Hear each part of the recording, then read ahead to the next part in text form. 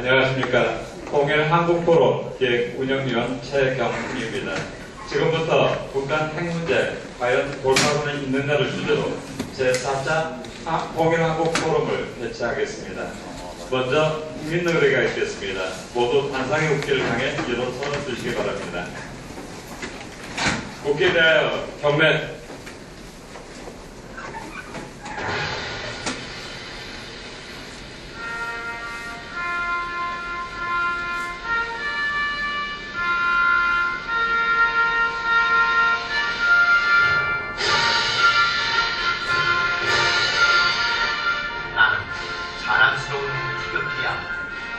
자유롭고 정의로운 대한민국의 무한 영광을 위하여 충성을 다할 것을 굳게 다짐합니다.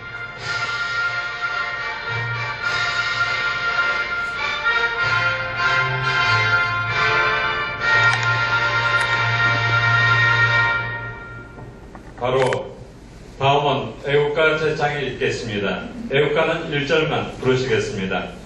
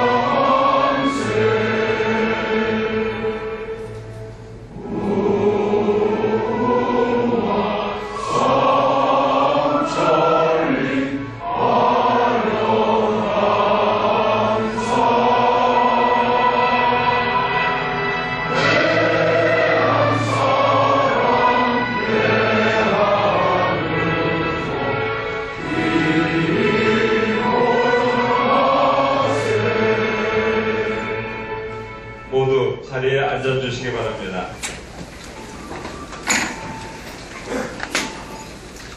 다음은 손재식 통일한국포럼 회장님의 개사가 있겠습니다.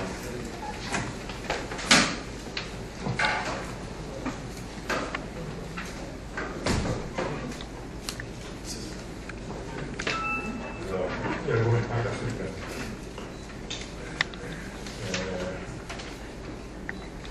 한국 통일한국포럼이 발족된 지 1월 달째가 됩니다만 그동안 계속해서 핵 문제를 다뤘습니다. 왜 안보 문제에 속하는 핵 문제를 통일 한국포럼에서 다루냐고 의문을 제기할 분이 있을 수 있겠습니다만 사실은 안보 문제의 문제, 특별 문제 같습니다. 왜냐하면 핵 문제 해결 없이는 위기통화 통일이 불가능합니다. 여러분이 잘 아시다시피 통일에 있는 여러 가지 장애 요인이 있고 비행과 세계 차이라든가 또 주변 강경국들의 이해관계 상반성이라든가 또 여러 가지 장애 요인이 있습니다만 지금으로서는 가장 큰 장애 요인이 바로 북한의 핵무기 개발입니다. 그렇기 때문에 통일을 다루는 본토로서는 이 문제를 좀 더 시스템적으로 넓게 다루기 수가 없습니다. 우리는 여러 가지 문제를 안고 있습니다. 작게는 가정 문제, 또 지역 문제부터 크게는 국가적인 문제, 또 민족적인 문제. 저는 아무래도 더 나아가서는 인류 사회의 여러 가지 문제들. 가정 문제는 개인 문제가 있습니다만 국가적인 문제, 민족적인 문제는 이 모두의 문제입니다. 특히 통일 문제는 가장 절실한 또 시급한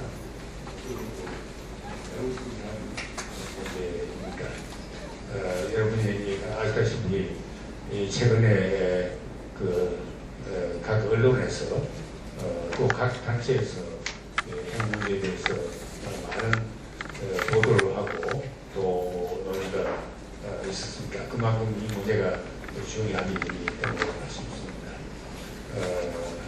이 통일한국 포럼은 통일 문제에 대해서 중지를 모으는 공론의 장을 마련한 데 그 목적이 있습니다. 그렇기 때문에 보수와 진보, 좌와 우 가릴 것 없이 모두의 지혜를 모아서 우리가 바라는 평화 통일을 이룩하는 데 이바지하자 한 데 있습니다. 그동안에 여러 가지 주장들이 많이 나왔습니다. 상반된 주장들도 많이 있죠. 물론 그 사람에 따라서 또 지식과 경험에 따라서 의견이 엇갈리는 것은 자연스러운 일입니다. 또 의견의 차이가 있다는 것은 오히려 도움이 될 수도 있습니다. 좀 더 좋은 안을 만드는 데 있어서 또 새로운 대안을 찾기 위해서도 의견의 차이가 있는 것은 오히려 도움이 될 수 있습니다. 그래서 이 포럼을 통해서 상반된 의견을 듣고 또 서로 토론을 하고 그런 과정에서 좀 더 생활된 의견, 지혜를 짜내도록 하자는 데 이 포럼의 목적이 있습니다. 오늘 이 자리에서 발표하고 토론을 해주실 분들은 다 이 분야에 깊은 연구가 있는 또 경험이 있는 분들입니다. 특히 오늘 자산 역할을 하시게 되는 정세현 전 장관님은 저하고도 몇 년 동안 일을 한 일이 있습니다만 학문과 행정, 이론과 실무에 높은 식견을 가지고 있습니다. 그래서 아마 상반된 의견 어떤 주장들을 잘 조정을 하는 그런 역할을 해주실 거라고 생각을 합니다. 아무쪼록 우리가 바라는 민주평화 통일을 향해서 큰 걸음을 내릴 수 있도록 이 포럼이 큰 기회를 해주기를 바라겠습니다. 오늘 날씨도 더운데 이렇게 참석을 해주신 여러분, 또 특히 중요한 역할을 해주실 발표자, 토론자, 좌장 여러분께 신중한 감사를 드립니다. 아무쪼록 오늘 포럼이 큰 성과를 거두기를 바라겠습니다. 감사합니다.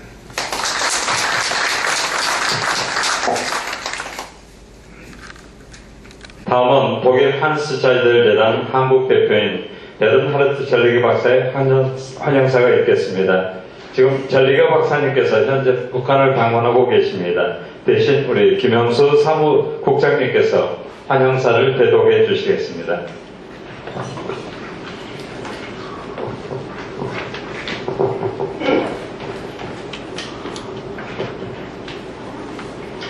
안녕하십니까. 통일한국 포럼의 협력기관인 독일 한스자이델 재단 한국사무소의 김영수 사무국장입니다. 당초에는 저희 재단 한국사무소 대표이신 베르나르트 젤리거 박사께서 환영사를 하시기로 예정하고 있었습니다만 이번 주 갑자기 북한 출장으로 인해서 부득이하게 참석하지 못하게 된 점 양해해 주시기 바랍니다.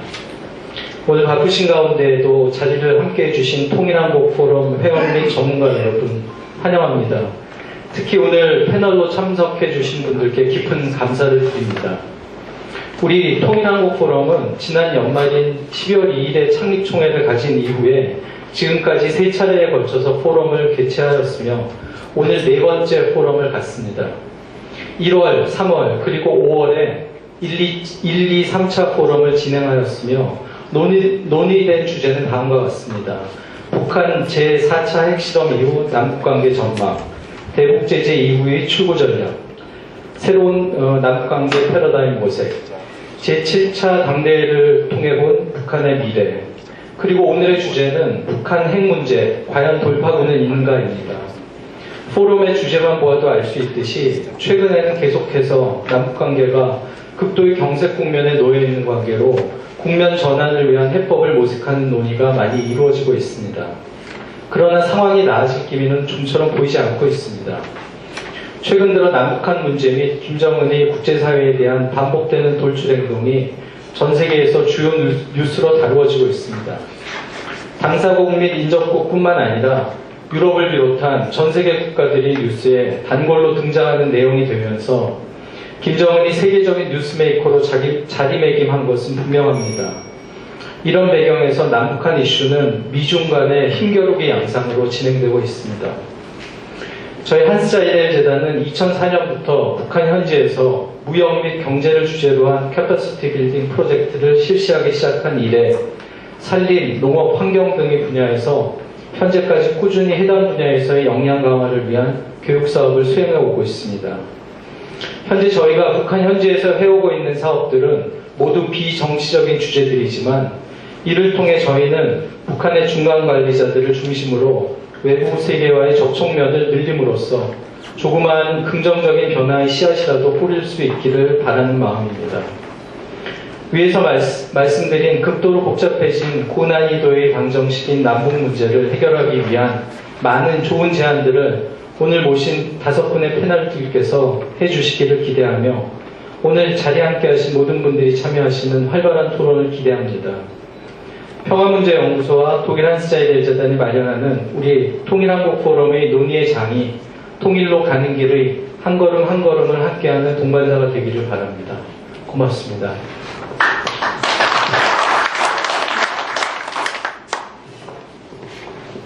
다음은 강인덕 전 통일부 장관님께서 격려사를 해주시겠습니다.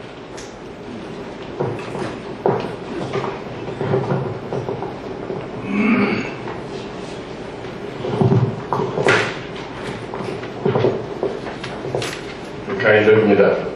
사실 저는 오늘 그래서 뒤에 앉아서 여러분 발표하는 거 듣고 갈 생각으로 또 비가 오기 때문에 그래서 이런 독장으로 나왔다가 격려사를 해달라는 말씀을 대단히 여러분에게 방송하게 생각합니다. 죄송하게 생각합니다.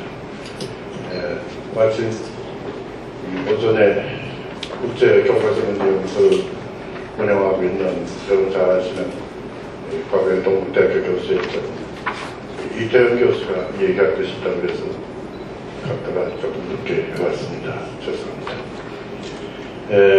이 통일 한국 포럼은 여러 가지 말씀을 해주셨습니다만 통일 문제에 관해서 여러 의견을 종합하는 그러한 포럼을 계속해서 개최하고 있습니다.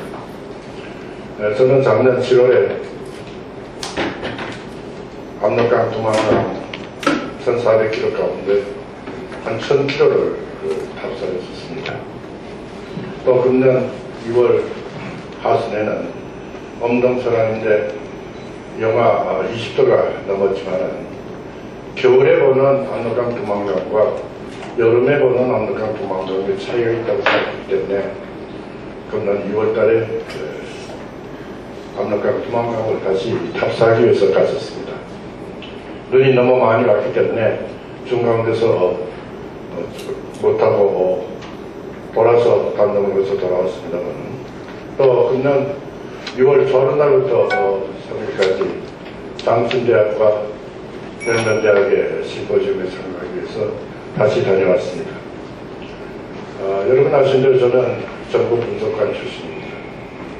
전쟁을 보지 않고서는 중국과 북한과의 관계를 해결할 길이 없다고 이해할 수가 없다고 생각했기 때문에 작년부터 3차례 현지를 탑승했습니다. 그리고 느낀 것은 간단합니다. 유엔이 안전보장사회에서 2270호 제주도지를 가고 있지만 압록강 도망강 국경은 여전히 중국과 북한 간의 협력에 장이 되고 있구나 하는 것이었습니다.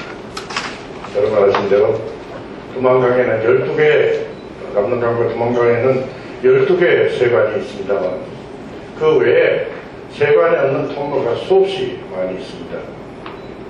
민생이라는 이름을 걸으면 모든 것을 지원할 수 있는 것이 중국과 북한과의 관계입니다.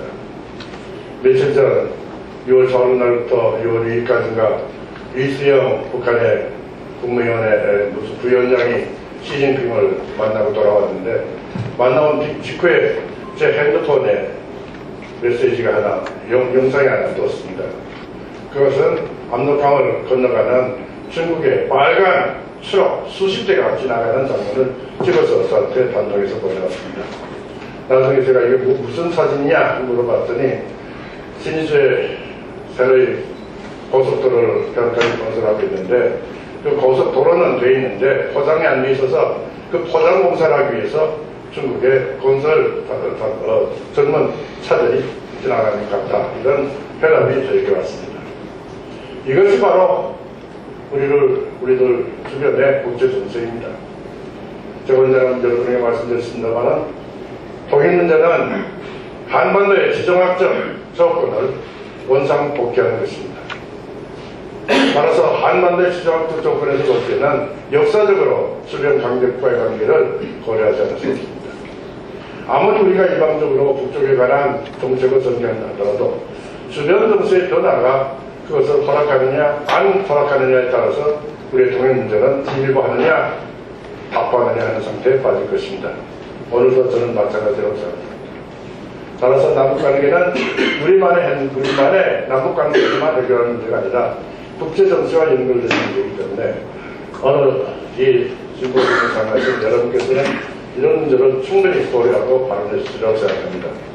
아무쪼록 이제 박근혜 정부도 일단 몇 개월밖에 남지 않았는데, 이 기간 동안에 우리 대북 정책이 어느 정도 길이 트이는 그런 효과가 있기를 바랍니다.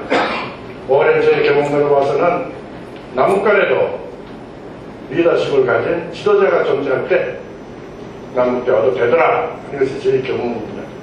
이런 관점에서 오늘과 같은 대한민국의 정치 정사에서는 남북 대화를 고사하고 남북 관계 개선의 길은 대단히 멀지 않을까, 이런 주관적인 태도를 저는 자축적으로 갖고 있습니다.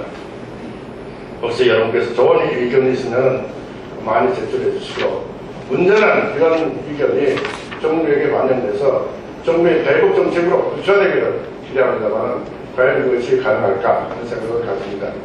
아무쪼록 우리는 통일 문제는 우리 전체의 문제이기 때문에 이런 문제에 대해서 심각하게 또 깊이 있게 여러분 전문가들이 더해 주시길 바라고, 또 이런 문제를 토의하는 통일한 포럼이 유점의 미를 거둘 수 있도록 앞으로도 계속해서 전진해 주시길 바라고 제 얘기를 마치겠습니다. 고맙습니다.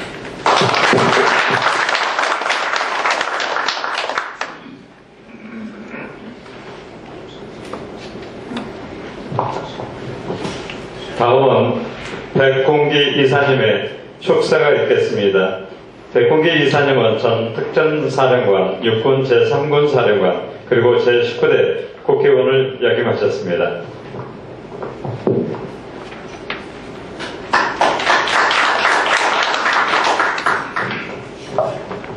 네, 통일한국포럼 축하드립니다. 그리고 오늘 이 포럼을 주최하고 주관하고 협력한 기관 모두에게 존경과 경의를 표하고요.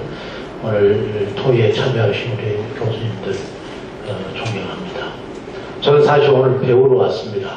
그래서 최근에 한반도의 통일 문제, 그게 아주 태풍의 눈으로 지금 등장되고 있는 해결 문제, 이것을 어떻게 우리가 잘 해결하느냐에 따라서 우리 한반도의 통일에 정말 험난한 길이 될 것이냐, 또 어떻게 보면 가능한 길이 될 것이냐 하는 것들이 판가름 되려 봅니다.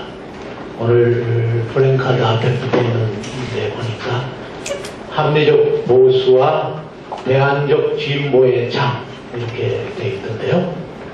아마도 그야말로 합리적 보수와 대안적 진보가 잘 소통하고 지혜를 모은다면 저는 틀림없이 잘 해결될 수 있는 문제라고 생각합니다. 제가 지역구에 돌아다녀 보면 어르신들은 보면 핵 문제 해결 없이는 한마디로 소통해서는 안 된다 하는 말씀도 하시고, 또 젊은 애들을 만나면 요즘 이제 여론조사 결과를 보면 통일에 대한 어떤 갈망이 별로 그렇게 높지 않은 것 같아요. 그런 차원에서 우리가 이러한 토의를 통해서 통일에 대한 어떤 관심을 끌어올리고, 또 한반도의 그야말로 태풍의 문제, 해결 문제가 잘 해결되는 어떤 디딤돌이 되기를 기원드립니다. 감사합니다.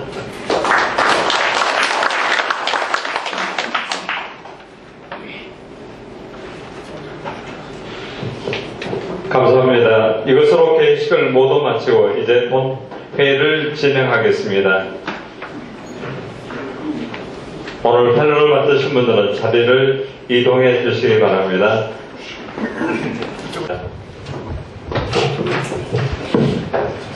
예, 앞으로 130분 동안 회의를 진행할 기회를 주신 데 대해서 감사드립니다. 원래 계획은 단상에 올라온 분들이 1인당 10분씩 발언하고 그 다음에 10분 쉬었다가 다시 한 30분 토론하고 이렇게 계획이 했습니다.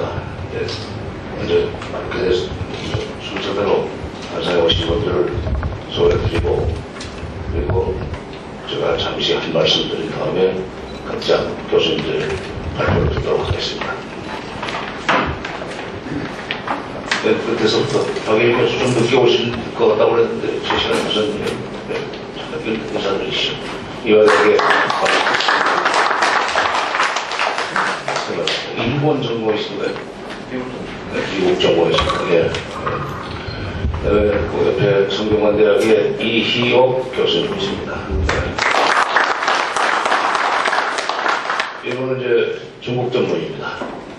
중국 전문인데 중국의 내부 정보를 가장 많이 알고 계시는 교수인 것 같아요. 오늘 좋은 말씀이 있으리라고 생각합니다. 네, 저 오른쪽에 김정봉 교수님, 중국대학. 네, 김정봉입니다.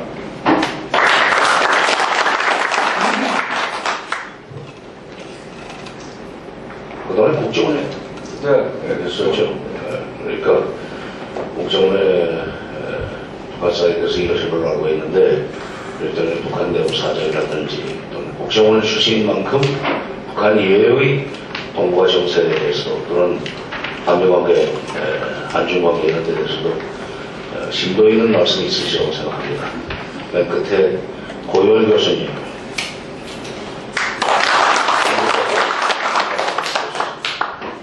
북한학교 교수이시고 북한학교 회장 먼저 하시던가 끝났던가 한영과 부장이십니다. 그러면 나중에 이제 순서는 발언 순서는 이쪽에 고유한 교수부터 이렇게 가나 순서로 가도록 하겠습니다. 그래서 제가 잠시 사회자로서 오늘 제목과 관련된 말씀 몇 마디 드리고 패널들의 말씀을 듣도록 하겠습니다. 제가 1993년 3월 13일 날 북한이 3월 12일이군요. 그렇다면 3월 12일 북한이 NPT 탈퇴를 선언하는 바람에 그 3월 말부터 난데없이 제가 청와대 통일부서하고 불려가서 일을 하게 됐습니다. 그러니까 북핵 문제가 발생한 그때부터 현장에서 일을 할 셈인데, 그로부터 지금 세월이 만 23년이 지나고 24년째로 넘어가고 있습니다. 제가 알기에는 한 2번 정도는 북핵 문제가 해결될 수 있는 기회가 있었다고 생각합니다. 초기에는 이 문제는 아까 한스젤리거 박사가 지적을 했듯이 지금 이 매우 소위 고차 연립 방정식이 되어버렸지만은 사실 저는 이 초기에는 이건 2차 연립 방정식 정도의 문제였다고 생각합니다. 해결될 뻔했었던 적이 있었다는 말씀을 드렸습니다만, 이 94년 10월 21일 날 합의된 미국 제네바 개원 합의가 2002년 10월 달에 2003년 1월 달에 깨지지 않았더라면 이 문제는 이렇게 복잡해지지 않았을 거고, 북한이 핵실험을 4번씩이나 하는 그런 불상사는 일어나지 않았었다고 저는 생각합니다.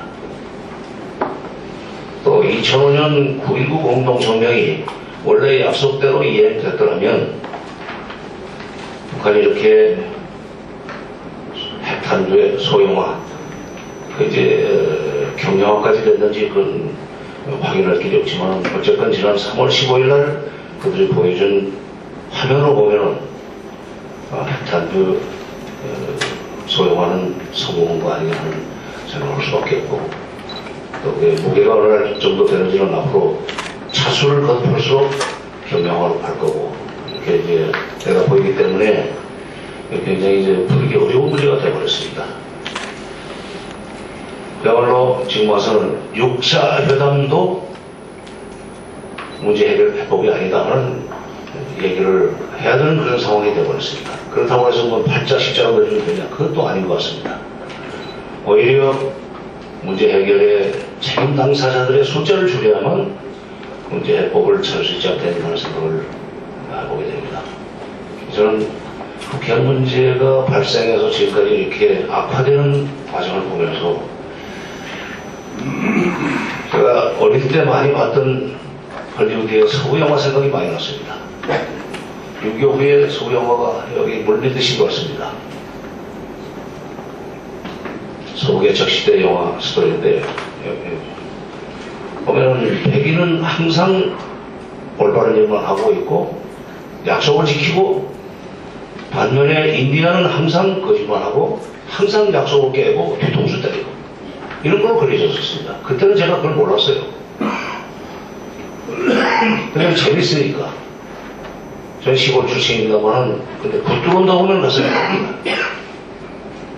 그래서 그때 우리는 미국 사람을 존경했습니다.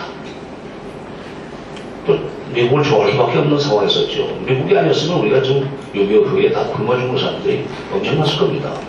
옥수수, 밀가루, 그다음에 또 심지어 안남미, 옷까지 우리한테 보내줬으니까.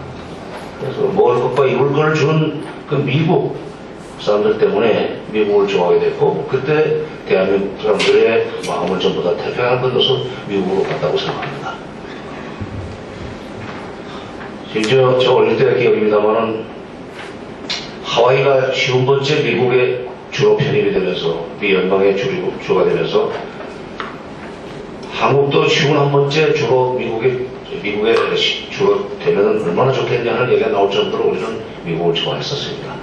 그렇기 때문에 미국 거는 뭐든지 옳은 줄 알고 갔는데, 핵 문제 발생 이후에 미국 간의 신나기를 보면서 10대 때 봤던 서구개척 영화가 자꾸 생각이 나는 거예요. 북한은 거짓말만 하는 집단인가? 그럼 미국은 옳은 말만 하고 약속만 지키는 사람들인가? 미국은 약속 안 지킨 적 없는가? 이런 이제 의심을 갖게 됐었어요. 지금도 그 답은 없습니다만, 제가 이런 데 대한 의문까지도 한번 오늘 그 토론을 해봤으면 좋겠습니다. 그리고 이 해법을 찾기 위해서 6자회담 틀을 계속 고수할 것이냐, 아니면은 그야말로 이제 방식을 바꿔가지고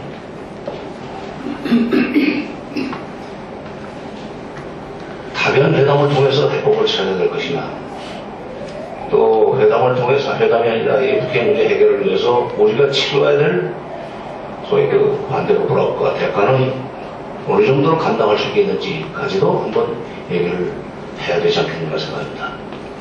물론 그렇게 해서, 그리고 그렇게 우리가 이 해법을 찾기 위해서 이런 문제를 놓고 토론하는 이유는 저는 간단하다고 생각합니다. 이게 우리가 해법을 찾아가지고 이렇게 하자는 식으로 미국을 설득하고 북한을 설득하기 전에는 도저히 문제 해결 안 된다고 저는 봅니다. 미국에서 해법이 나오리라고 저는 믿지 않습니다. 미국의 이 북핵 문제와 관련된 그들의 계산이 우리와는 다르기 때문에, 그래서 오늘 이 심포지엄에서 문제가 제기되고 그에 대한 해법이 모색이 되고 그것이 다시 확산이 되면서 대한민국이 주도해서 북핵 문제를 풀 수 있는 길을 찾을 수 있게 되기를 바랍니다. 자, 그러면 준비하신 대로 고현 교수님 한 10분 정도, 그다음에 김 교수님, 그다음에 박 교수님, 이옥 교수님께 가능성으로 발언해 주시기 바랍니다.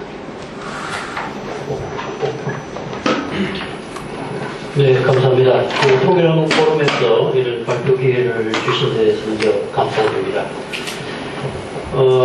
연초에 북한이 4차 핵실험과 함께 장거리 로켓 발사 등으로 해서 북핵 문제가 이제는 어떻게 보면 이제 금지선을 넘은 그런 단계에 이르는 것으로 많이 판단하고 있는 것 같습니다. 그래서 저는 다시 한번 북핵 문제의 전반적인 내용을 복기해 볼 필요가 있겠다는 생각을 했었습니다. 그래서 어떤 기회에 다시 한번 북한이 왜 핵을 가지려고 하는가, 북한이 핵을 가지려고 하는 무슨 동기나 요인을 찾아봐야 그 해법도 나올 수 있다는 그런 관점에서 한번 리뷰를 해볼 기회가 있었습니다. 아시는 대로 80년대 말부터 북한 핵 개발 의혹이 불거졌고 90년대 초부터 북핵 해결을 위한 여러 노력이 있었음에도 불구하고 북한 핵 문제는 해결하려고 하면 할수록 오히려 고도화되는 어떤 모순이 역설이 또 형성이 됐다고 볼 수 있겠습니다. 그리고 지금 한반도 문제나 동북아 문제에 있어서 북한 핵 문제는 관문 같은 것이 됐습니다. 북한 핵 문제라는 것을 통하지 않고는 한반도 정세나 동북아 정세를 얘기할 수 없는 그런 이제 시기로 접어들었는데요. 그래서 왜 그러면 북한 핵 문제가 모든 국가들이 이 문제 해결에 최대의 역점을 두고 우선순위를 뒀음에도 불구하고 핵 능력이 점차 고도화되는 것을 막지 못했는가에 대한 근본적인 문제를 한번 재검토해 볼 필요가 있겠다. 그런 생각에서 한번 리뷰를 해봤는데요. 이게 이제 북한이 외부적으로 얘기하는 핵 개발의 동기는 북미 적대 관계 산물이라고 공식적으로 얘기하고 있습니다. 근데 단순히 북미 적대 관계 때문에 핵을 개발할 것인가 하는 단일 변수로 얘기할 수는 없을 것 같습니다. 그래서 우선은 이제 북한 내부 요인을 한번 찾아보니까 결국은 이제 3대 세습으로 이어지는 수령 체제와 관련이 있는 것 같다. 그러니까 수령 체제를 유지하는 만능의 보금이 핵이라는 것이죠. 그런 의미에서 보면 이 문제를 가장 중시하는 입장에서 보면 수령 체제가 유지하는 한은 핵 문제 해결이 어렵다, 이렇게 또 결론이 나온 것 같습니다. 지금 현재 박근혜 대통령의 인식이 그런 것 같습니다. 가끔 요번 국회 국회 개원연설에서도 북핵 문제는 북한 문제 해결 차원에서 다뤄야 된다, 그렇게 말씀하셨습니다. 그 이전에도 지난해 5월 달에 북핵 문제나 북한 인권 문제는 통일이 돼야 해결된다, 이런 말씀하셨습니다. 그러니까 결국은 북한의 수령체제라는 것이 유지되는 한은 북한이 핵을 포기하지 않는다는 전제가 그러니까 알려진 것입니다. 그래서 어쨌든 북한 내부에서는 3대 세습으로 이어지는 수령체제를 유지하기 위해서는 핵은 물리적 강제력으로서 체제 유지의 수단이고 만능의 보급이다, 그런 차원에서 개발하는 것 같고요. 그 다음 이제 미국 요인 부분은 앞서도 말씀드린 대로 한국전쟁 이후에 형성된 이 정전 질서, 미국의 항시적인 북한에 대한 핵 위협과 한미합동 군사연습에 맞서서 대비 억지 차원에서 핵을 개발해야 한다는 논리를 지속적으로 펴왔고, 이 적대 관계를 해소해주고 정전 개점을 평화적으로 바꾸는 체제적 의미에서의 평화체제로의 전환이 이루어진다면 우리가 개발할 이유는 없다. 이렇게 얘기하고 있습니다. 그런데 이제 북한의 3대에 걸쳐서 핵을 보는 관점에 약간의 차이가 있는 것 같습니다. 김일성 시대는 핵을 가지고는 미국과의 대결에서 살아남기 어렵겠다. 그래서 한반도 비핵화 차원에서 해결하면 자기들도 비핵화하겠다. 그래서 이른바 이제 그 비핵화 문제는 김일성의 유언이라고 그렇게 얘기를 했었는데요. 근데 이제 김정일 시대 들어와서는 그 핵 문제가 그 미국과의 이 협상을 통해서 해결할 수 있으면, 즉 평화체제 구축과 체제 보장이 이루어진다면 포기할 수 있다. 니고시에이션 레버리지나 바게닝 칩으로 협상용으로 쓸 수 있지만, 그러나 다른 한편으로는 사회주의 붕괴라든가 이런 부분에서 생존 전략 차원에서 가질 수 있으면 갖겠다. 이 두 가지 목적을 다 갖고 있었던 것 같습니다. 근데 이제 김정은 시대 와서는 3대 세습 체제의 유지라는 관점에서 보면 핵은 반드시 가져야겠다. 그러니까 앞으로 30대 초반에 젊은 지도자가 이제 집권해서 수십 년 앞으로 정권 체제를 유지해 나가는 데 있어서 이제 핵은 협상의 대상이 될 수 없다. 이제 그런 식으로 입장이 점점 바뀌어가는 것 같습니다. 그 다음에 이제 중국 요인입니다.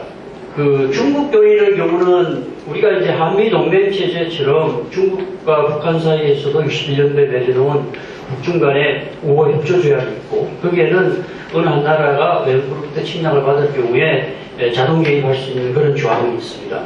그러니까 쉽게 얘기하면 우리 한국이 미국의 핵 우산 속에 핵을 개발하지 않고도 핵 억지력을 유지하는 것처럼 북중 관계 속에서도 북한이 예를 들면 중국의 어떤 안보 우산 아래 들어가서 체제 유지나 정권 유지를 할 수 있음에도 불구하고 거기 들어가지 않는다는 것이죠. 그건 결국은 북한 체제의 성립의 정당성의 근거가 오랫동안 중국과의 주종관계 속에서 이제 그걸 뚫고 자주 주체 정권을 세웠기 때문에 더 이상 중국에 다시 의존적 체제로 들어가는 것은 용납할 수 없다는 생각을 하고 있는 것 같고, 지속적으로 현재까지도 북한과 중국 관계가 같은 사회주의 국가임에도 불구하고 또 사회주의가 붕괴되고 지금 유일하게 남아있는 관계임에도 불구하고 그대로 유지되고 있는 것 같습니다. 그래서 결국은 중국 과거의 소련 이런 대국주의와의 관계 속에서도 대국주의를 반대하면서 자주노선을 가겠다 하는 측면에서 핵 보유 동기 요인을 찾을 수 있는 것 같고요. 그리고 이제 우리 한국 요인, 남한 관계와의 문제에서 핵 보유 동기도 찾을 수 있다는 것이죠. 분단 체제와 체제 경쟁이라는 그런 부분에서 결국은 핵을 가져야 체제 경쟁에서 이길 수 있고 또 정부가 체제를 유지할 수 있다는 그런 관점에서 핵 보유 동기를 찾을 수 있다는 것이죠. 이와 같이 핵 보유의 동기가 북한 내부의 수렴 체제, 또 남북 사이의 분단 체제, 또 미국과 중국 등 지금 G2 국가들과의 관계 속에서 오는 세계 체제와의 관계, 이런 것 속에서 핵 보유 동기를 복합적 요인에서 찾고 있기 때문에 해결도 쉽지 않다는 것이죠. 그러니까 이게 이제 단순히 북미 협상을 통해서 해결될 수 있는 문제도 아니고 북한이 갖고 있는 여러 구조적인 문제와 관련해서 이 구조적인 문제가 해결될 때 해법을 찾을 수 있다는 것이고요. 그러니까 과거에 이제 그래서 경험적으로도 보면 남북 관계와 이 북핵 해결의 연결고리가 어느 정도 있는 것 같습니다. 그러니까 역대 정부에서도 김대중 노무현 정부에서는 북핵 해결을 위해서는 일정한 남북 관계를 진전시키면서 남북 관계를 북핵 해결의 어떤 좋은 여건으로 활용하겠다는 그런 분리, 북핵 문제와 남북 문제를 분리해서 병행 추진하는 전략을 폈다고 한다면 이명박 박근혜 정부의 경우는 연계 전략인 것 같습니다. 그러니까 북핵 문제가 고도화되고 북한이 전략적 도발을 하게 되면 남북 관계도 연계시켜서 이제 올인하는 그런 방식인 것 같습니다. 그래서 지금도 연초에 있었던 북한의 이 전략적 도발에 맞서서 사실상 박근혜 정부는 끝장 게임에 들어간 것 같습니다. 이제는 더 이상 북한이 비핵화와 관련한 그 진정성 있는 행동이 전제되지 않는 한은 대화가 없다. 그리고 이제 모든 것은 이제 최우선 순위를 이 국회 해결에 두고 일단 제재와 압박으로 이 문제를 해결하겠다는 뭐 그런 관점으로 지금 접근을 하고 있는 것 같습니다. 그래서 앞으로 이제 시간 관계상 뭐 다 말씀드릴 수는 없을 것 같고 해법과 관련해서만 조금 말씀드리고 마쳐야 될 것 같은데요. 그러니까 그동안에 이제 국회 고도화를 막지 못한 데는 그 미국이 북한 핵을 통제 가능한 위협으로 두고 대중국 전략 차원에서 활용한 측면. 그러니까 CVID 방식이라고 해서 완전하고 검증 안 하면 되돌이킬 수 없는 선핵 폐기 방식으로 내걸고 전략적 인내를 하면서 사실상 이제 북핵 문제와 북한 문제를 연계해서 기다리는 전략으로 일관하는 동안에 사실상 북한의 핵 능력은 고도화됐다고 볼 수 있겠고요. 지금도 그 방식에서 변화를 주지 않는 가운데 이제 제재와 압력 위주로 가고 있는데요. 그러는 동안에 이제 북한이 제재와 압박 속에서 손들고 나오거나 공개되면 그 효과가 나타날 수 있는데 손들고 나오지도 않고 핵능력은 고도화되고 공개되지 않고 이제 점점 고도화된 핵을 가지고 나올 때 우리가 어떻게 할 것이라는 문제가 있을 수 있을 것 같습니다.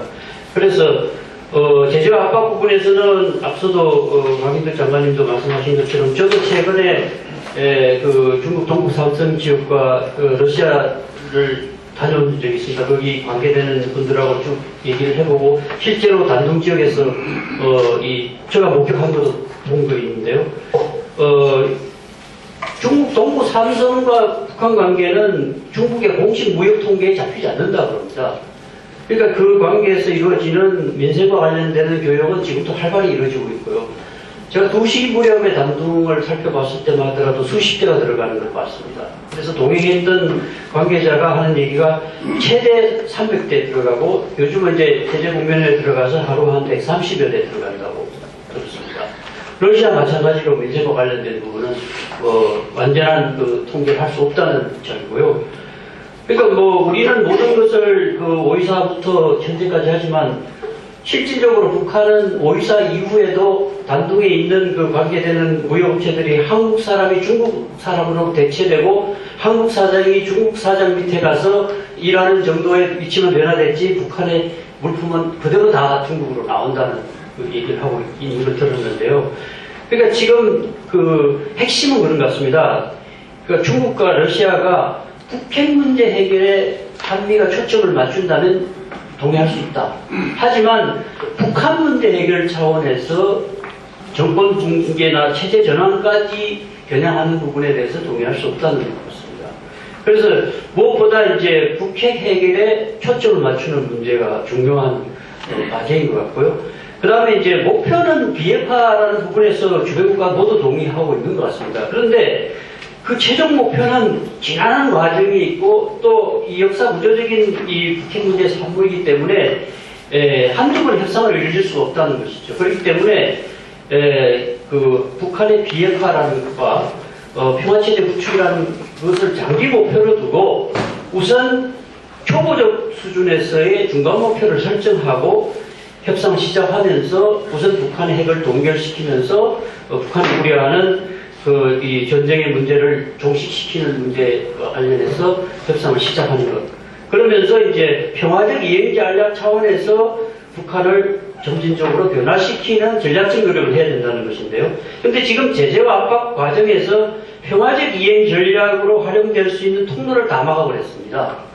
그러니까 그런 부분에서 상위 수준에서의 스마트 섹션이라고 해당되는 날카로운 제재 차원에서의 금융 제재라든가 정권을 아프게 하는 제재를 하더라도 밑으로부터 북한을 변화시킬 수 있는 여러 통로들은 열어두고 그쪽과 교류를 하면서 이걸 변화시켜야 되는데 그 통로를 다 닫아놓았다는 것이죠.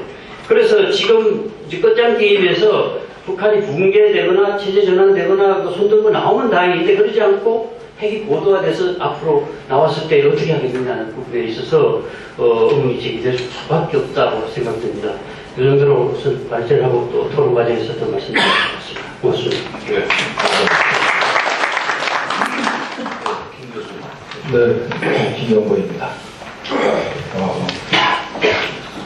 우리 홀리관 교수님 말씀하신 부분 중에서 3대가 핵무기를 개발하는데 입장이 조금씩 달랐다고 했는데 핵무기 보유에 있어서는 3대가 똑같습니다. 협상 과정이 있었던 것은 핵무기를 개발하기 위한 시간을 끌기 위한 것이지 기본 목적은 똑같았다 이런 얘기를 하고 싶고, 중국은 북한은 한 번도 국가안보를 다른 나라에 의존한 적이 한 번도 없습니다. 중국에 기댄 적이 한 번도 없어요. 사례 들면은 1950년도 8월 종파 사건이 있었습니다. 그 당시에는 중국군이 북한에 있었어요. 50년대 출수했는데 8월 종파 사건에 중국 사람들을 싹 쓸어버립니다. 한 번도 날려 쳤본 적 없습니다. 그 다음에 북한의 핵이 고도화 됐느냐? 벌써 고도화가 됐습니다. 그래서 이제 와서 무슨 고도화 얘기하는 게 너무나 무섭기 때문에 제가 고도화가 어떻게 되는지 설명을 드리겠습니다. 자, 과거에 대해서는 제가 알 만큼 합니다. 저보다 더 아는 사람은 없을 겁니다. 자, 첫 번째, 북한이 핵무기를 개발하는 기포 장치를 만든 것은 벌써 1991년도에 완성됐고, KGB가 그걸 파악을 해서 소련 공산당 서기장한테 보고합니다. 그거는 94년도 이스페시아지에 보도가 됩니다. 그 다음에 북한이 핵무기를 언제 보유했느냐. 황당엽 씨가 97년도 2월달에 한국에 왔는데, 황당엽 씨가 96년도에 전병호 군수공업부장한테 물어봤어요. 전 선생, 전 비서였겠지, 전 비서. 우리가 핵무기를 가지고 있느냐. 황 선생, 걱정하지 마시오. 쓰고 나무라고 가지고 있습니다. 이게 96년도. 그다음에 소형화 경량화. 벌써 2002년도에 소형화 경량화가 완성됐다고 현재 통전부 부부장 탈북자가 얘기했고, 우리도 그렇게 알고 있었습니다. 그 다음에 대규모 원심 분위기가 언제 공장 규모로 만들어졌느냐. 2002년도에 벌써. 그 다음에 2010년도 11월달에 헤이커 박사가 영변에 가서 원심 분위기 2000개를 보고 왔죠. 그때는 그 2000개가 영변에 있던 게 아니고 다른 데서 트럭으로 뜯어왔습니다. 그래서 헤이커 박사한테 보여줍니다. 그 다음에 한미 군사당국이 북한의 소형화 경량화 문제에 관련해서 스커드나 노동미사일 실효 수준이 된다 라고 얘기하는 것이 벌써 3차 핵실험 이후입니다. 벌써 북한의 핵능력이라는 것이 벌써 고도화됐다 이거지. 대한민국을 초토화시킨 만한 능력은 충분히 가졌다라는 걸 얘기하게 되고, 그리고 또 하나 금년도 1월 6일 날 소폭탄 실험을 했다고 했지 않습니까? 그런데 핵종이 전혀 발견이 안 됐어요. 핵종이 발견이 안 됐기 때문에 소폭탄인지 중폭 핵폭탄인지 일반 핵폭탄인지 전혀 모르는데도 국방부에서 뭐라 인정했냐면 이거는 중폭 핵폭탄이라고 인정을 했습니다. 뭐 가지고 아무 근거도 없으면서 북한은 소폭탄 그러고 우리 군대는 근거도 없음에도 불구하고 중폭 핵폭탄이라고 인정하셨습니까? 왜? 때가 됐거든. 소폭탄 만들거나 때가 됐잖아. 그걸 인정해버립니다. 그러면 그 다음에 중폭 핵분작전 기술하고 소폭탄 기술하고 99% 같습니다. 아주 같아요. 똑같아요. 그러면 우리 군대가 중폭 핵분작전을 만든 능력이 됐다 인정하면 북한이 소폭탄을 가질 능력이 됐다는 걸 자인한 겁니다. 자, 그러면 소폭탄 50메가톤짜리가 대전에 떨어졌다. 대한민국의 70% 죽습니다. 반경 100km 내 3도 화상입니다. 죽어요. 3도 죽습니다. 4도 화상은 재가 되는 거고 수시되는 거고 3도 화상은 죽는 겁니다. 반경 100km. 대한민국 또 컴퍼스 버려보세요. 다 죽습니다. 능력이 거기까지 와 있습니다, 지금. 그런데 이제 와서 핵무기 고도화를 취한다고 웃기는 거죠. 자, 그러면, 얘들이 왜 핵무기를 개발하려는지 제가 작은 거를 자료에 읽으시게 되겠습니다.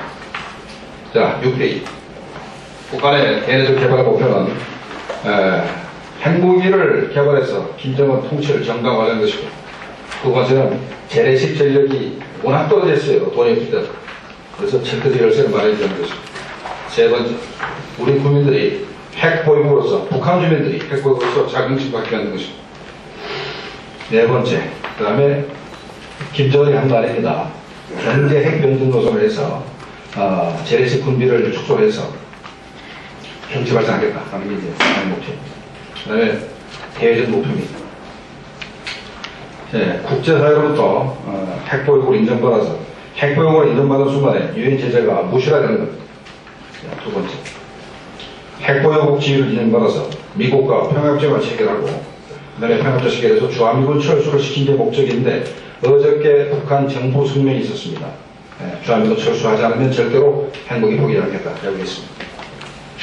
그 다음에 세 번째, 북한이 재래식 전력으로 국전 도발을 해도 한미군이 평양에 대해서 보복 공격을 못하게 하기 위한 것입니다.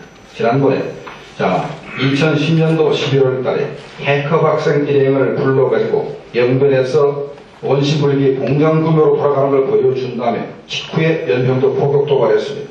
그 당시에 한민국 합참의장이 왜 북한에 대해서 공격 못했느냐, 무슨 죄가 공격합니까? 차수수가 얼마나 엄청나게 많은데. 네 번째, 육자에 없는 국제적 협치를 통해서 핵무기의 추가적 증강 문제와 해외 핵확산 문제를 의식해서 협상을 통해서 돈 벌려고 하는 겁니다.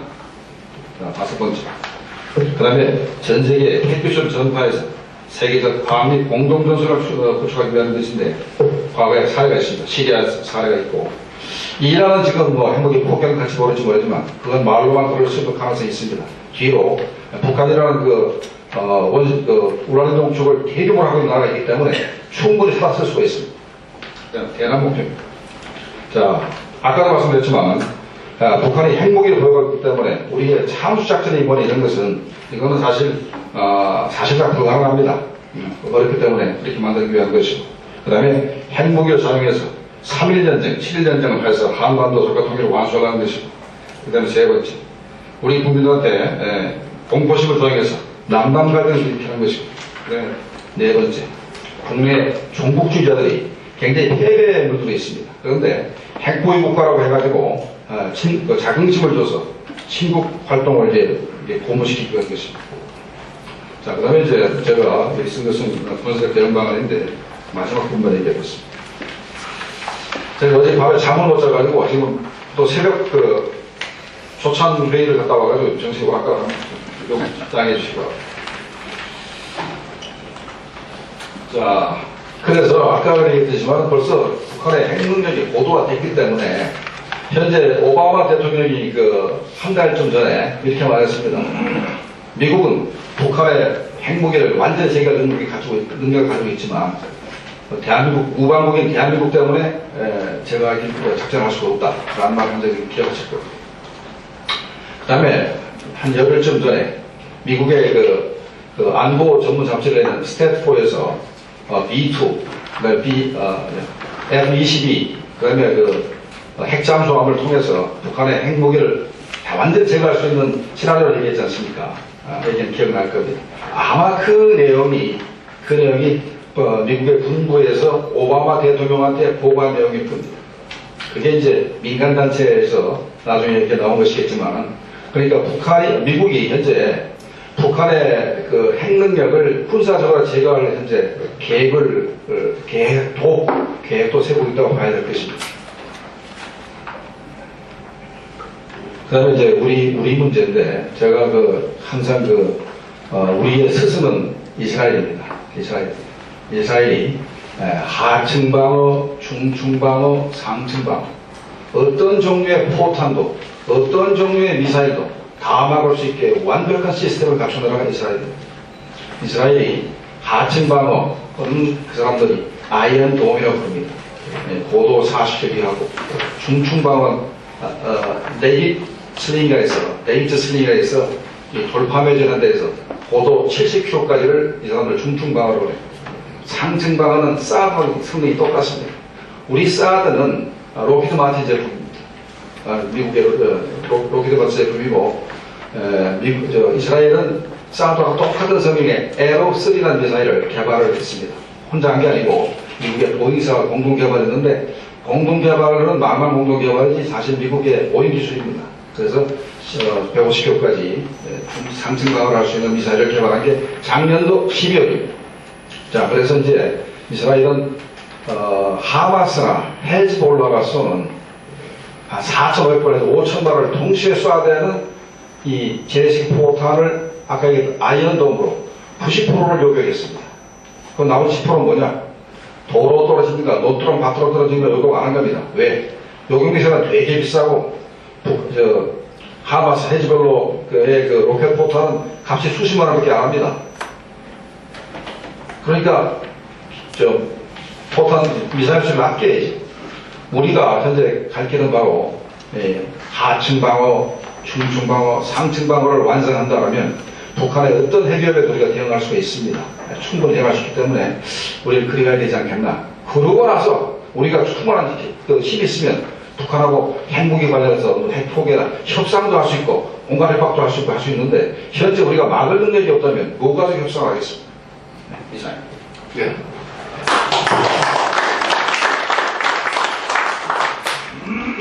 박효수.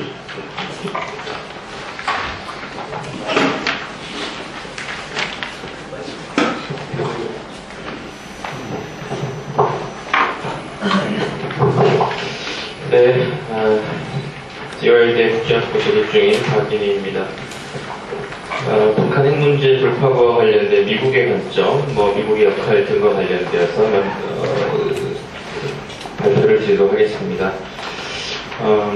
북한 문제가 가지고 있는 북핵 문제가 가지고 있는 몇 가지 근본적인 성격이 있죠. 가장 대표적인 성격은 다른 문제, 다른 이슈가 아니고 북한이 생존 전략으로서 그 핵을 선택했다라는 이유는 핵 개발이 가지는 탈한반도적인 수준, 핵 문제가 가지는 탈한반도적인 성격의 북한이 관심을 가진 거라고 생각을 합니다. 생존의 수단으로 다른 게 아니고 핵을 개발하게 되면은 한국 정부가 가질 수 있는 자율성을, 한국 정부의 정책적 자율성을 원천적으로 제약할 수 있고요. 사드 배치 논란에서 보다시피 이 사드 배치 앞서 좋은 발표도 잘 들었습니다만은 이게 어느 순간부터는 과학의 세계가 아니고 정치의 세계가 되지 않았습니까? 그래서 이제 한국 정부의 자율성이 원천적으로 제약이 되는 측면이 있고요. 또 아시다시피 핵 개발이라고 하는 것은 북한이 어느 정도로 정교하게 계산을 했는지는 모르겠습니다만은 미국과 중국의 한반도 관여를 지속적으로 정당화시키는 측면이 있죠. 그래서 그리고 제가 생각하기에 북한의 계산에 의하면은 미국과 중국의 한반도의 관여를 정당화시키는 것은 북한의 생존에 우호적인 조건이 된다라고 판단을 했을 것으로 생각을 합니다. 그래서 핵개발이라고 하는 것은 가장 큰 특징이 이 한반도적인 수준을 뛰어넘는 그런 안보 이슈입니다. 그것은 이런저런 논의를 쫓아가다 보면은 북한에게 우호적인 생존 환경을 제공하는 것이면은 틀림이 없는 것 같습니다. 앞서 고일현 선생님도 잠깐 말씀을 주셨습니다만은 핵을 보는 두 가지의 시선이 있습니다. 하나는 미국의 입장에서 핵을 보는 두 가지 시선, 하나는 외교적 게임으로 핵을 가지려고 하는 북한의 의도이고요. 많이 얻기 위해서, 지원을 받아내기 위해서 생존 전략으로 어쨌든 외교적 게임의 수단으로 핵을 설정하는 이해 방식이 있고, 또 하나의 이해 방식은 궁극적인 핵 보유 국가로 가기 위한 전략으로서의 핵 개발이 있습니다. 두 가지가 그렇게 정교하게 분리될 수도 있고 때에 따라서는 결합하기도 하죠. 하지만 문제는 외교적 게임으로 핵을 이해한다면은 북한을 비핵화시킬 수 있느냐 없느냐는 궁극적인 책임은 미국과 우리에게 있는 것이고요. 외교적 게임이 아니라 핵 보유 국가로 가기 위한 북한의 계산이 깔려 있다라고 강조를 한다면은 비핵화되느냐 안 되느냐 문제는 궁극적으로 북한에게 달려 있습니다. 그래서 어떻게 진단을 하는가 하는 것은 처방과 관련되어 있는 것이기 때문에 외교적 게임으로 보는 시각, 또 핵보유 국가가 되기 위한 북한의 노력으로, 정교한 오래된 노력으로 보는 시각이 경쟁하고 교차하다가 우리 내부도 마찬가지입니다. 하지만 잘 아시다시피 한 2010년쯤 될까요? 어느 정도부터는 북한이 핵 보유 국가가 되기 위한 일관된 노력이라는 이런 그 조금 보수적이고 부정적인 시각이 훨씬 지금은 우세한 상황입니다. 동의하실 거라고 생각을 합니다. 북한 문제 혹은 북핵 문제에 대한 몇 가지 딜레마가 있습니다. 미국의 역할과 관련돼서 한번 생각해 볼 굉장히 중요한 딜레마입니다. 첫 번째는 한반도 게임이 매우 다양한 방식으로 미중 게임으로 전환됩니다. 사드 대책 논란이 한반도의 손을 떠난 것과 마찬가지로 또 남중국해 문제에 있어서 우리의 입장을 요구하는 이런 그 국제사회, 미국의 요구에서 나타나듯이 매우 의도하지 않게 한반도 문제가 미중 게임으로 전환되는 경우가 많이 있는데 이것도 매우 어떻게 하기 어려운 우리의 입장에서 그런 특징입니다. 또 하나의 특징은 아까 모두의 정세현 장관님께서 잠깐 말씀해 주신 부분인데요. 국가 안보는 존재하지 않고 리더십 안보와 정권 안보만 존재하는 것이죠. 그러니까 이제 국가 안보라고 하는 것이 국가를 구성하는 사회 구성원들 간의 총합적인 이해관계의 합이 아니라 김 패밀리도 이 압축되는 리더십의 안보가 국가 안보로 치환되고 있습니다. 매우 외부 세계에서 정책적 활용을 하기 어려운 그런 특징입니다. 그다음에 또 하나는 지금의 상황과 매우 정합성을 가지는 어려운 문제인데요. 예전에 우리가 햇볕 정책과 관여를 끝까지 하고 싶은 데까지 한번 해봤는지는 잘 모르겠습니다. 그렇다고 생각하시는 분들도 계실 것이고 그렇지 않다고 생각하시는 분들도 계실 것이고 이 관여는 관여대로 또 제재는 제재대로 이것이 일정한 성과를 내기가 참 어려운 그런 구조라는 것도 우리에게 딜레마입니다. 외부에서 뭐가 들어가서 햇볕이 들어가서 그것이 이제 내부의 동학을 바꾸어서 비핵화든 개방이든 정치적 선택으로 전환시키는 구조가 있어야 되는데 그 구조를 우리는 정교하게 해석하기도 힘들고 설명해내지 못하고 있습니다. 마찬가지로 제재 역시 외부에서 투입되는 것이 햇볕이건 제재이건 내부의 북한 내부의 저는 그 인터레스트 구조는 동일할 거라고 생각을 합니다만은 그 제재가 들어가서 북한으로 하여금 정치적 결단을 하게 만드는 건 역시 좀 쉽지 않을 것 같습니다. 뭐 그렇게 된다면요 얼마나 좋겠습니까만은 그래서 관여와 제재 모두 효과가 없는 것이라면 혹은 효과를 내기가 매우 어려운 것이라면은 우리에게는 큰 전략 딜레마가 아닐 수 없습니다. 오바마 행정부 이후에 잘 아시다시피 육자회담도 한 번도 안 열렸고 전략적 인내라는 이게 우리가 붙여준 이름인지 미국이 스스로 만든 이름인지 모르겠습니다만은 다인 것 같습니다. 최근에 봐서는 이게 이제 우리 정부가 굉장히 주도적으로 노력하는 측면이 있어서 전략적 무관심으로 보이기도 합니다. 근데 이제 임기가 거의 임기 종료가 목전에 두고 있는 그 오바마 행정부 입장에서는 미얀마라든지 쿠바라든지 이란이라든지 충분히 나름대로 외교적 업적을 쌓았기 때문에 북한 문제와 같이 외교적 성과가 쉽지 않은 국가를 상대로 외교 자원을 투입할 리가 만무하다고 봅니다. 그래서 이렇게 차기 정부가 들어선다라면은 힐러리 클린턴 정부가 들어선다라면은 기본적으로는 민주당 정부의 스탠스를 유지하면서 90년대 말에 클린턴 행정부에 쌓았던 경험이 적극적으로 활용이 된다라면은 북미 간의 어떤 외교적談判 내지는 그것이 긍정적인 시나리오건 부정적인 시나리오건 차기 행정부는 북한에 대해서 적극적인 그런 외교적 접촉을 시도할 가능성도 저는 매우 높다고 생각을 합니다. 잘 아시다시피 예전에는 피보트 아시아라는 표현이 사용되다가 지금은 그것이 부정적인 인식을 주기 때문에 그런 표현을 잘 안 하죠. 아시아 재균형 정책이라고 미국이 표현하고 있습니다만은 아시아 재균형 정책의 직접 재산권은 힐러리가 가지고 있다고 생각을 할 것입니다. 포트 캠벨을 포함해서 그것이 정확한 것이든 정확하지 않은 것이든지는 잘 모르겠습니다만은 중국을 포함해서 아시아에 대해서는 매우 이 고도의 전문성과 정답을 가지고 있을 것이라고 힐러리는 스스로 생각할 것입니다. 그런 점에 보면은 차기 정부의 어떤 형태로든지 간에 몇 차례 시도가 있을 것이라는 것이 저의 짐작입니다. 이 미중 관계 사이에서 한국이 취하고 있는 외교적 스탠스는 정답을 내기는 매우 어렵지만 스탠스 자체는 저는 바람직한 거라고 봅니다. 한미동맹과 한중관계 모두를 안정적으로 관리하고자 하는 스탠스는 이것이 균형 외교라고 하는 표현이 거리적 관점의 미국과 중국 사이의 균형이 아니고요. 국가 이익적 차원에서의 균형으로 이해되고 설명되는 바가 있기 때문에 북한 문제라든지 한반도가 처해 있는 지정학적 특수성 등을 이해한다면은 미국과 중국 모두를 포기하기는 어려운 그런 상황입니다.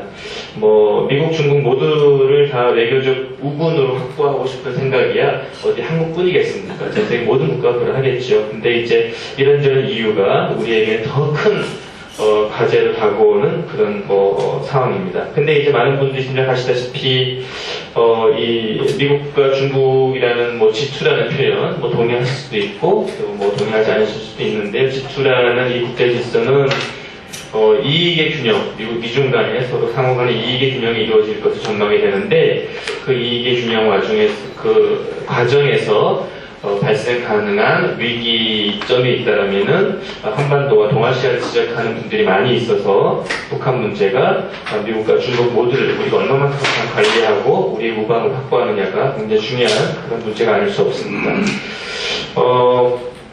북핵 문제를 해결하는 그런 관점에 있어서 두 가지 정도를 꼭 한번 고려해야 된다고 생각을 합니다. 미국이 이렇게 하면은 북핵 문제는 해결이 될 거야. 그런 정답은 저도 없습니다. 우리가 이렇게 하면은 북핵 문제는 해결이 될 거야. 아마 어느 분도 정답을 가지지 못하시겠죠. 저 역시 미국이 이렇게 하면은 북핵은 해결이 될 거야. 정답은 없습니다만은 지금까지 우리가 중요하게 생각해보지 않았던 하지만 매우 중요한 두 가지 고려사항이 있다는 것을 하나 지적해드리고 싶은데요. 하나는 억지와 강요를 혼돈해서는 안 됩니다. 한미동맹이라고 하는 것은 기본적으로 북한의 행동을 억제하는 것이지요. 억지라고 하는 것은 발생하지 않은 행동을 발생하지 못하게 하는 것입니다. 움직이지 마, 움직이면 큰일 나, 이런 것이죠. 그런 메시지를 잘 전달해 와서 남북관계가 어느 정도 안정성이 있었고 그걸 토대로 해서 한국이 이만큼 성장하고 발전한 것이죠. 근데 이제 문제는 그것이 91년, 2년, 3년의 시점이건 2002년의 시점이건 핵실험을 최초했던 2006년의 시점이건 한미동맹의 억지력이 일정 부분 실패했더라고 판단을 하고 넘어갔어야 되는데 우리는 그러지를 못했습니다. 그러니까 이제 이 디터런스가 잘 작동하는 것이고 북한이라는 존재가 우리의 적이면서도 한편으로 우리가 감싸야 될 그런 민족이라는 이중적 성격을 가지고 있기 때문에 디터런스가 부분적으로 실패했음에도 불구하고 그거를 디터런스가 실패했을 때 써야 되는 정책으로 신속하게 전환되지 못한 측면이 있습니다. 디터런스가 실패했으면 하지만 하면 큰일 나 가만히 안 있을 거라는 메시지가 전달해야 되는데 그것이 일정 부분 실패를 해서 핵실험을 했더라면은 강요의 정책으로 전환되어야 되는데 강요는 억지는 하지 않은 것에 대해서 계속 막는 것이 목적이 있다라면은 강요는 이미 한 행동을 되돌리는 것이죠. 그러니까 이제 핵실험을 한 것을 핵개발을 한 것을 하지 못하도록 되돌려야 되는데 이론적으로 강요는 보통 두 가지 옵션을 씁니다. 군사적으로 때리거나 매우 큰 고통을 주거나 아니면은 예상치도 못했던 매우 큰 혜택을 줘서 되돌리게 만드는 것입니다. 근데 북한이 핵개발이라는 이 무모한 시도를 하면서 한미동맹이라는 견고한 디터런스를 일정 부분 살짝 파괴하고자 하는 시도를 했을 때는 강요라는 정책을 미국이 선택했을 때 군사적 보복은 하지 않을 거라는 계산, 경제적 보복은 있겠지만 참을 수 있을 것이라는 계산을 했을 거로 저는 짐작을 합니다. 그렇다면은 지금 이미 북한의 행동을 되돌리기 위해서는 제재 국면적 정책의 선택도 불가피한 측면이 있지만 또 한편으로는 이 북한의 이 비핵화 과정에 매우 정교하게 맞물릴 수 있는 어떤 거대한 그런 관여 정책의 제시가 필요한데 그런 것이 지금 좀 부족한 그런 상황이고요.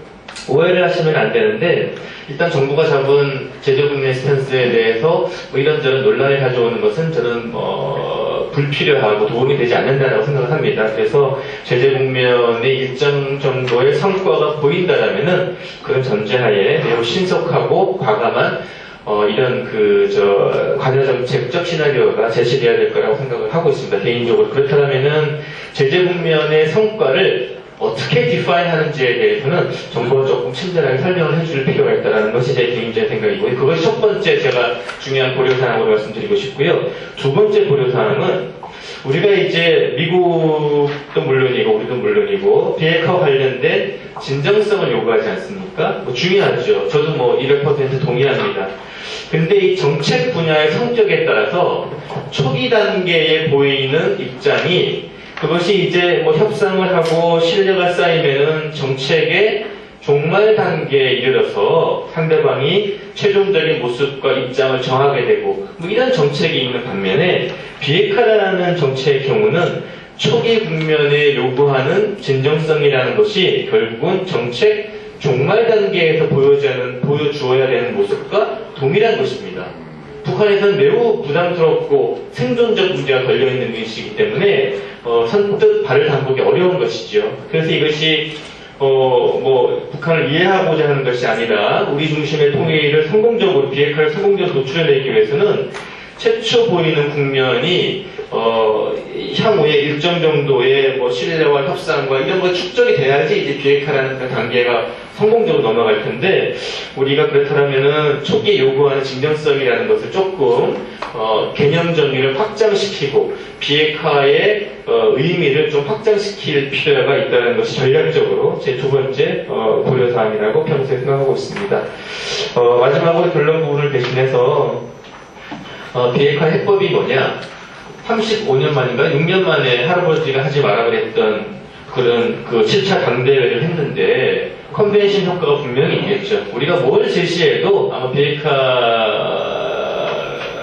카드를 저는 당분간은 북한은 절대로 받지 않을 거라고 생각합니다. 그래서 이제 7차 당대회 컨벤션 효과가 어느 정도 사라지는 시점, 혹은 잠재워지는 시점, 이런 시점을 한번 정교하게 판단해야 볼 필요가 있고요. 그 다음에 아까도 말씀드렸던 것처럼 1년 정부가 들어선다라면은 그것이 어떤 정답이 될지는 모르겠습니다만은 아시아 지역에 있어서의 적극적인 접근 이런 것이 우리 정부의 노력과 맞물려야 된다는 생각을 합니다.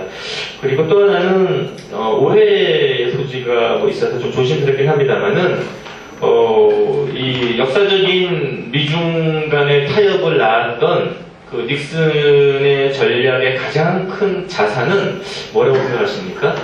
저는 닉슨 대통령이 가지고 있는 보수성이라고 생각을 합니다. 철저한 반공주의적 이데올로기. 그것이 닉슨 대통령이 중국에 다가갈 수 있었던 정치적 자산이라고, 일본이라고 저는 생각을 합니다. 그래서 이 기본적으로는 한미 간의 정부의 조합이 어떻게 이루어져야 되는 것이 정답인지 저도 모르겠습니다만은 이런저런 해외 사례나 이런저런 걸 보면은 보수 정권에서 과감한 선택을 하는 것이 저는 북한의 진정성이 보인다는 전제하에요. 도움이 될 거라 생각을 하고요. 그 다음에 이제 군사적 옵션이 대답이 될 수도 있죠. 서지컬 스트라이크는 옛날 용어긴 합니다만, 군사정권이 대답이 될 수도 군사적 옵션이 대답이 될 수도 있겠습니다만은, 그거는 20년 전에는 가능할 수 있을 거라고 생각합니다. 클린턴 행정부 때 얼마나 진지하게 고민해봤을지는 모르겠습니다만은, 지금처럼 중국이 국제사회의 포괄적인 리더십을 미국과 함께 공유하는 것처럼 인식되는 상황에서는 저는 절대 불가능한, 현실 가능성이 없는, 철저하게 중국도 관리할 수 있고 북한의 반발을 철저하게 막는다라는 전제가 가능하다면은 군사적 옵션도 가능하겠죠. 비핵화를 제거하는, 핵을 제거하는. 하지만 그 앞의 전제가 불가능하기 때문에 현실 가능성이 매우 취약한 그런 전제라고 생각을 합니다. 일단 주소없는 발표를 여기서 마치도록 하겠습니다.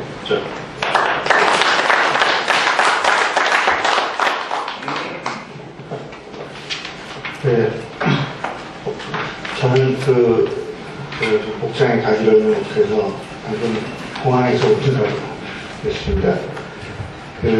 저는 중국 관점에서 보면은 중국과 한국 사이에 세 가지 차이가 있는 것 같습니다. 하나는 생각하는 게 좀 다른 것 같고, 북핵 문제를 볼 때 인식의 차이가 있는 것 같습니다. 또 하나는 서로가 서로에 대한 기대의 차이도 있는 것 같고, 또 하나는 서로가 어떤 역할을 해주기를 바라는 역할의 차이가 좀 나타나고 있는 것 같습니다. 그러니까 지금 우리가 정상회담을 하다 보면 박근혜 대통령과 신핑 주석 또는 우리 황교안 총리와 리커창 총리나 신핑 주석이 얘기를 하는 걸 보면 똑같거든요, 패턴이. 말하자면 우리는 북핵 문제에 대해서 중국은 철저하고 엄격하게 집행하고 있다, 이렇게 얘기를 하고 있고요. 그래서 우리는 중국의 정부에 대해서 굉장히 고마움을 표시하고 지지하고 이런 입장인 것 같습니다. 근데 중국의 내심으로는 중국이 북핵 문제에 대해서 엄격하고 철저하게 집행한다고 하는 것은 저는 2270호를 잘 집행하고 있다, 이렇게 생각하고 있습니다. 2270호의 내용은 잘 아시다시피 거기에는 제재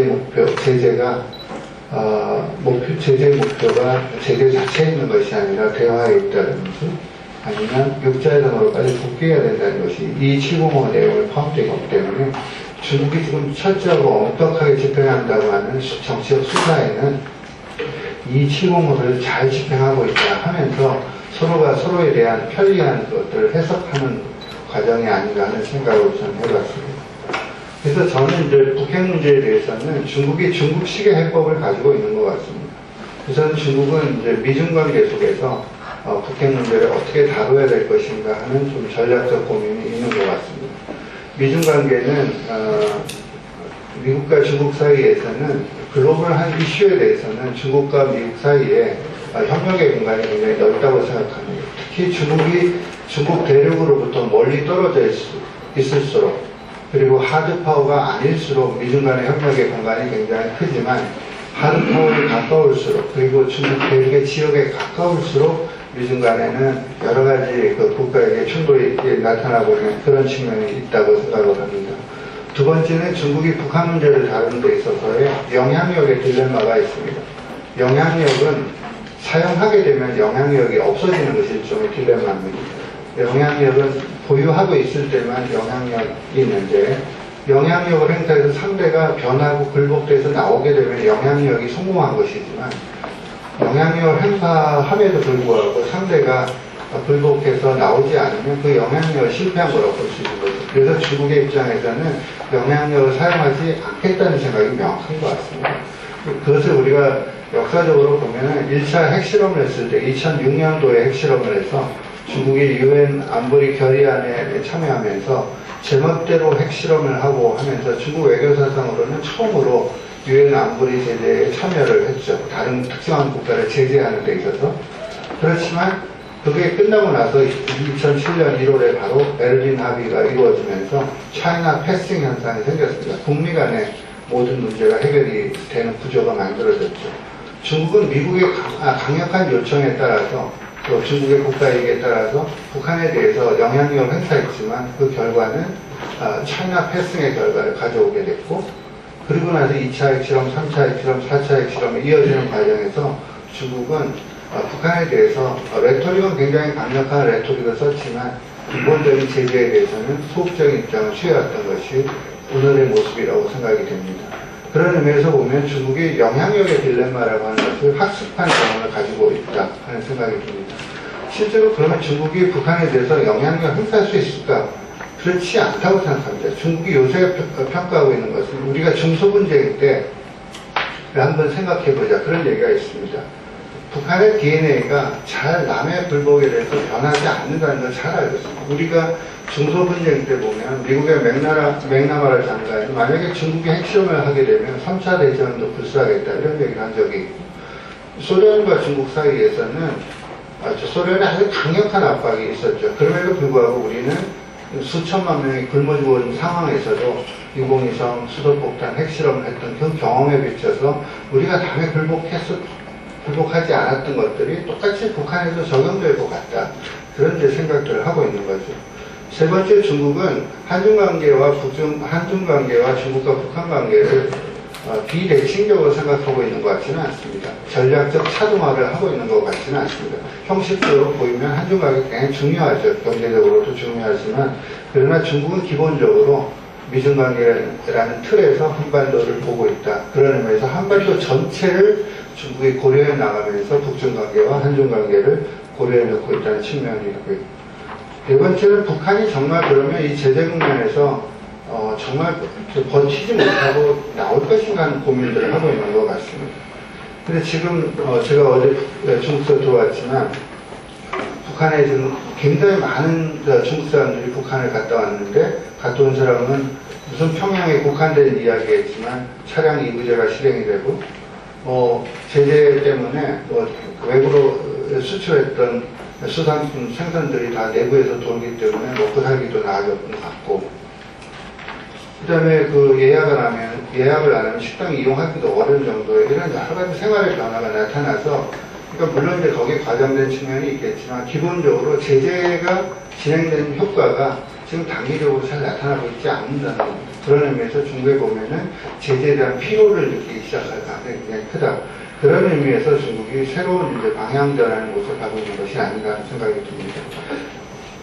저한테 주어진 또 주제 중에 하나가 왕위 이니셔티브에 대한 것인데요. 저는 왕위 이니셔티브가 최근의 현상은 아니라고 생각을 합니다.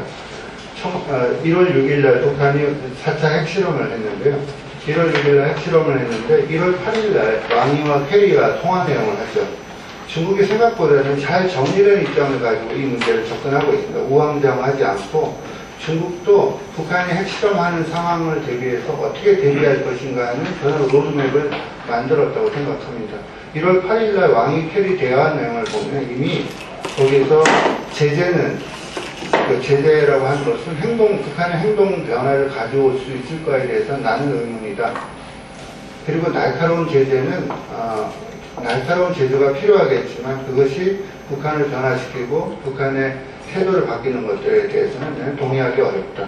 미국에 대해서도 절제 있는 행동을 하고 그리고 북한의 민생을 위협하는 이런 형태의 제재는 바람직하지 않다. 그리고 대화를 통해서 문제를 풀어야 된다는 것이 미국의 캐리한테 제기했던 3대 제의였고요. 그리고 핵동결을 전제로 한 협상의 핵동결이 모든 문제를 해결하는 것은 아니지만 그러나 최근에 핵동결이 결국 문제를 풀어갈 수 있는 해법이다. 북한도 핵동결을 전제로 해서 대화에 나오겠다는 얘기를 여러 차례 한 바 있다. 그리고 북한의 코테이션을 하면서 북한의 입장을 들리면 북한의 입장에서는 대북 적세시 정책이 이 핵 문제 발전의 원인이라고 한다. 그래서 이 문제를 풀기 위해서는 한반도 비핵화와 한반도 평화체제를 동시에 가동하는 표본 정치죠. 표라고 하는 것은 외관이고 본은 근본인데 표와 본을 함께 다룰 필요가 있다는 얘기가 1월 6일 날 핵실험을 했는데 1월 8일 날 캐리한테 대한 중국의 통보 내용입니다. 말하자면 중국의 해법이 좀 정해진 상태에서 지금까지 오고 있는 것이고 별다른 변화가 없는 것이죠. 그런 의미에서 보면 중국이 북한의 핵 문제를 보는 입장들은 상당히 정리된 상태로 와 있다는 거죠. 그래서 제재가 진행이 됨에도 불구하고 중국은 얼마든지 북중 관계를 정상적으로 가동하는 한편 한반도 비핵화를 추구해가는 이른바 중국식 병진 노선을 할 수가 있는 거라고 생각이 됩니다. 말하자면 한반도 비핵화라고 하는 입장들을 하나의 원칙을 고수하면서도 북중 간의 여러 가지 돌파구를 마련하고 있다는 이른바 중국식 병진 노선을 할 수 있다 생각을 합니다. 이런 의미에서 보면 우리가 한번 복귀해 볼 필요가 있습니다. 저는 정보를 많이 갖고 있지는 않지만 박정희 대통령께서 천안문 광장에 참여에 올라서 했던 것이 9월 3일이죠. 그리고 나서 9.19 공동성명 10주년 때 왕위 연설을 보면은 우리 언론의 분석과는 다른 게 보입니다. 우리 언론의 분석들은 대부분 중국이 드디어 한반도 비핵화에 대해서 굉장히 원칙적이고 강력한 톤으로 얘기를 했다고 그 보도를 나왔지만 맨 마지막 구절에는 핵심은 거기에 있습니다. 한반도 비핵화와 평화체제를 동시에 가동하는 것이 유일한 대안이라는 얘기가 9.19 공동성명 10주년에 나와 있죠. 그리고 나서 여러분 아시다시피 10월에 중국 공산당 서열 5인 유인산이 평양을 방문합니다. 그리고 나서 미사일 발사가 우리가 패턴이 미사일과 핵의 패턴이 아니라 미사일 발사를 중국이 북한이 유예를 하고 물안봉에 해프닝이 일어나고 다시 북한이 미사일을 2월 7일 날 발사를 하게 됩니다. 2월 7일 날 미사일을 발사했을 때 중국 외교부 성명이 없었습니다. 성명이 없고 그냥 외교부 대변인의 질문에 대해서 우주 공간의 평화적 이용은 어떤 국가든지 할 수 있는 권리다. 다만 북한이 지금 유엔의 안보리 결의 위배를 받고 있기 때문에 이런 문제가 있다. 그렇지만 이 문제를 모두 대화를 통해서 문제를 풀어야 하는 것이 성명도 아니고 기자에 대한 답변이 나왔습니다. 그리고 나서 이수용의 5월 30일 방중이 있었습니다. 이수용 방중은 물론 이제 당대당 조직의 7차 당대회를 설명을 하는 것이지만 중국은 우리와는 다르게 7차 당대회가 굉장히 미묘한 변화가 있고 이 미묘한 변화를 놓치지 말고 대화의 면으로 끌고 가야 된다는 생각이 명확해진 것 같습니다. 미묘한 변화를 사소하게 놓치지 말아야 된다 하는 얘기를 하고 있었던 것 같습니다. 그런 의미에서 저는 지금 중국과 북한 사이에 노동당과 중공산당 사이에 당대당 교류가 상당히 진행될 가능성이 얼마든지 있어 보입니다. 북한이 지금 정무위원회를 만들고 국무위원회를 만들고 7차 당대회를 해서 했던 것들을 중국은 어떻게 평가하냐면 과거의 선군 정치, 군이 지배하고 있는 정치를 당국가 체제로 정상화했다고 본 겁니다. 그렇다면 국가가 비상한 상황에서 보면 좀 당국가 체제로의 중국도 지금 당국가 체제죠. 당위 국가에 대해서 우위에 서 있는 체제인데 이런 형태의 대화의 프로토콜, 제도의 프로토콜이 만들어진 상태가 있다 하는 것이고요. 그리고 이수영을 만났을 때 신화통신의 그 사진을 보면요. 중국은 다 통계 국가죠. 내가 어떤 이미지를 보여줄 것인가 하는 것을 정교하게 사진을 통해서 보여줍니다. 아베하고 사이가 나빴을 때는 서로 틀어져 있는 사진을 우리 많이 봤을 겁니다. 서로. 그러나 요미우리 신문에 보면 서로 악수하고 웃는 장면을 일본은 보도를 했고요. 중국 신화통신에서는 틀어져 있는 장면을 봤는데 이수영의 사진을 보도한 중국 신화통신은 대단히 따뜻한 얼굴로 보도를 하고 있습니다. 그러니까 중국에 보는 것, 그 당시에 이수영이 왔을 때 불필요한 언론에 대해서 지나치게 북중 관계를 폄훼하는 내용을 방송하지 말아라 하는 내용이 있었고, 이수영이 했던 내용들이 있습니다. 중국과 북한 사이의 대립을 동북아 대립으로 발전시키려고 하는 세력이 있다. 이러한 이수영의 발언을 황구시구 사설을 제목으로 씁니다. 그리고 8시 뉴스 중국 헤드라인 사설에 이수영의 발언을 그대로 헤드라인을 제목을 쓰기 시작한 거죠. 이런 것을 통해서 볼 때 북중 간에도 물밑에서, 물론 겉으로는 지금 여러 가지 고려할 사항이 중국이 있죠. 미국, 그다음에 한국, 여러 가지 동북아 질서, 육자회담, 체제, 안보리 여러 요소도 있지만 북한과의 관계에 대해서 어떤 돌파구를 찾아서 제목이 하나는 교착이냐 브렉스루냐 하는 데 있어서는 중국은 브렉스루를 찾고 있는 것이 아닌가 하는 생각을 합니다. 그리고 북한이 또 최근에는 굉장히 중국의 학자들이 북한을 많이 갑니다. 평양에 굉장히 많이 갔죠. 지금도 가 있고 지난주도 가 있고 거의 팀들이 일주일에 한 번씩 가고 있는 것 같습니다. 그래서 지금 논의하는 과정에서 북한이 우려하고 있는 것은 핵의 뉴클리어 시큐리티 문제가 아니라 핵의 안전 문제, 오염 이런 문제에 대해서도 우려를 하고 있기 때문에 북중 간에 학문적 수준에서 북한의 핵 안전, 그러니까 뉴클리어 세이프티에 대한 논의들도 얼마든지 있을 수 있다고 하는 생각을 하고 있습니다. 요거에 말씀을 드리면 중국 외교에서 가장 중요한 것은 남중국해 문제예요. 그 다음 문제가 사주고 그 다음 문제가 북핵으로 이렇게 되어 있는 것 같습니다. 그러니까 중국 외교의 가장 큰 관심사가 남중국해로부터 출발해서 사드와 북핵 문제로 이렇게 이전해 오고 있습니다. 다시 말하면 미중 간의 전략적 경쟁 구도가 결국 중국이 한반도 문제를 보는 데 있어서 가장 중요한 요소로 오고 있다. 그런 의미에서 보면은 저는 미중 간의 이런 관계가 고착되기 전에 빨리 우리가 돌파구를 찾아서 이 문제를 우리 손으로 가져오지 않는 한 미중 간의 전략적 타협을 통해서 남북 문제가 굉장히 놓치게 될 가능성이 크지 않을까 하는 생각을 우선 해보고요. 그 다음에 이제 북한이 5차 핵실험을 하지 않았지 않습니까? 5차 핵실험을 하지 않은 국면들도 저는 세심한 좀 평가가 필요한 부분이라고 생각이 되고, 그 다음에 결국은 이제 저는 해법에 대한 자신이 없지만, 일종은 일단은 지금 왜 시진핑 주석이 우리 총리를 만나서 또는 관료들을 만났을 때 사드 문제나 이렇게 예민한 문제를 직접적으로 거론하고 있는가 하는 문제를 좀 살펴볼 필요가 있는데요. 중국과 우리와 똑같이 마찬가지입니다. 그러니까 인풋을 하는데 정책 결정 과정에 인풋을 하는 관료들의 힘 갖고는 어렵다고 하는 것을 양국 지도부가 모두 알고 있습니다. 관료들이 아무런 정책 결정에 참여를 해서 인풋을 넣을 수 없는 겁니다. 결국 리더십이 결국 결정할 수밖에 없는 구조이기 때문에 지도부들이 굉장히 중요한 문제를, 굉장히 예민한 외교적 사안들을 거침없이 하게 된 이유들을 잘 살펴서 우리가 어떤 외교 정책을 현실적인 솔루션을 찾을 수 있을까 하는 것을 봐야 될 것 같고요. 그래서 지금 북핵 문제는 요컨대 말씀드리면 사건이냐, 그게 국면이냐, 구조냐 하는 것들을 잘 분리해 내면서 구조에 쓸 카드 사건에 쓰지 말고 사건에 쓸 카드 구조에 쓰지 않는 이런 오류를 좀 방지해야 되는 것이 우리한테 주어진 과제가 아닌가 생각을 합니다. 감사합니다.